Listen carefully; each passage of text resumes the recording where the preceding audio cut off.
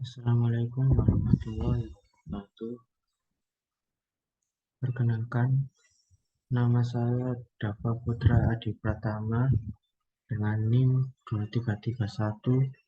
23317077111004 dari kelas D4F. Di sini saya akan mencoba menjelaskan tentang autentikasi, akses kontrol, dan keamanan aplikasi.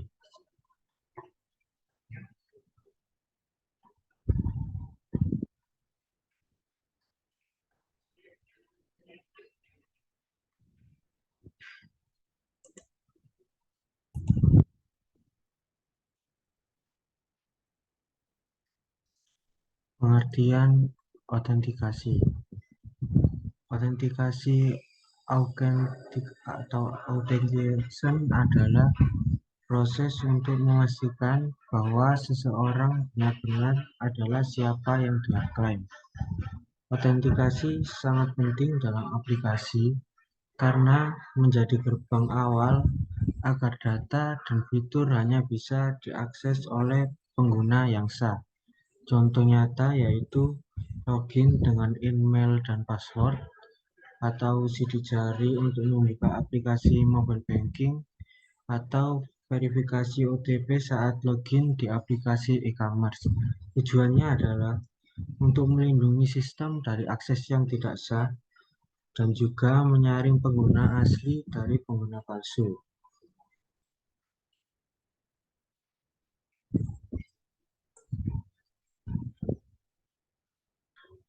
Setelah itu ada jenis-jenis autentikasi. Yang pertama ada single factor authentication atau SFA. Hanya satu bentuk verifikasi, biasanya password saja, yang paling umum tapi juga paling rentan. Yang kedua ada two-factor authentication, yaitu kombinasi dua metode, yaitu password dan OTP, lebih aman karena butuh dua jenis bukti. Dan yang terakhir ada multi-factor authentication, yaitu menggabungkan lebih dari dua faktor, yaitu something you know atau password, something you have HP untuk OTP, dan juga something you are, yaitu biometrik seperti wajah dan sidik jari.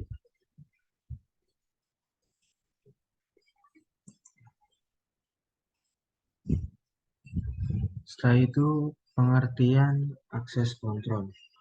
Akses kontrol adalah kebijakan dan mekanisme untuk mengatur siapa yang bisa mengakses sumber daya, data atau fitur dalam sebuah sistem. Contohnya seperti hanya admin yang bisa menghapus data, user biasanya hanya bisa melihat atau edit data miliknya sendiri. Dengan akses kontrol, sistem menjadi lebih aman, teratur, dan tidak semua orang bisa sembarangan melihat atau mengubah data.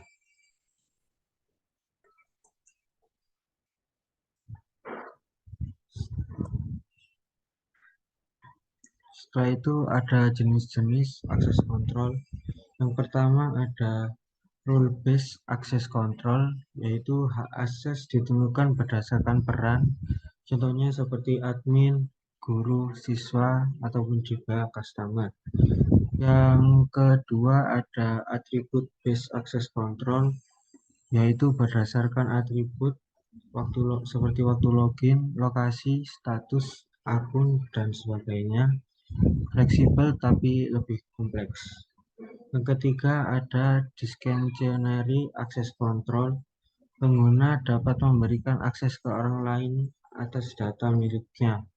Contoh seperti file sharing di Google Drive.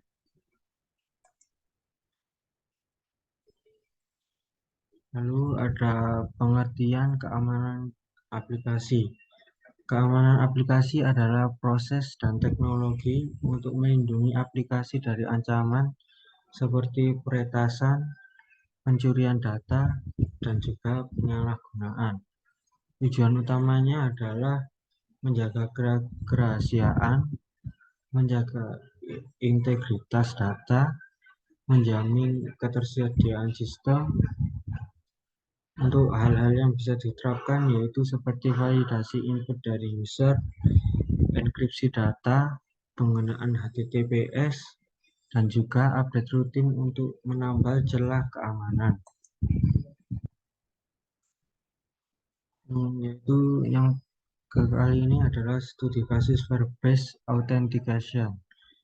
Firebase menyediakan layanan authentication yang bisa digunakan untuk autentikasi pengguna, termasuk login dengan email dan password, terus juga login dengan akun Google, Facebook, dan lain-lain, beserta verifikasi lewat OTP atau SMS.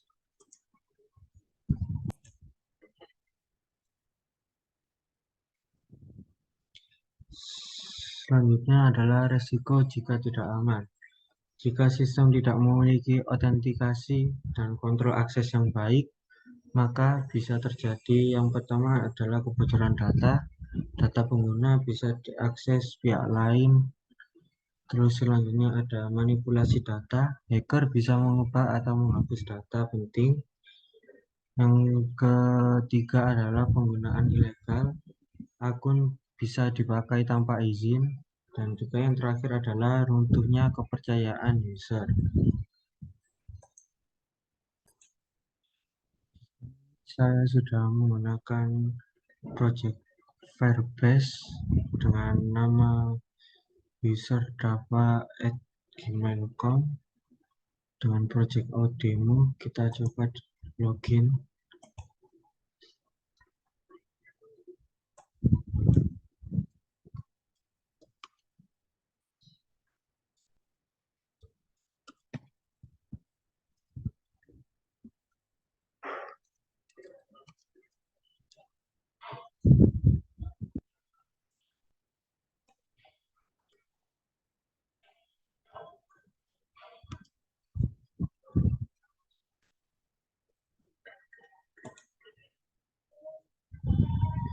Di sini login telah berhasil karena email serta password yang saya masukkan sudah benar melalui Firebase.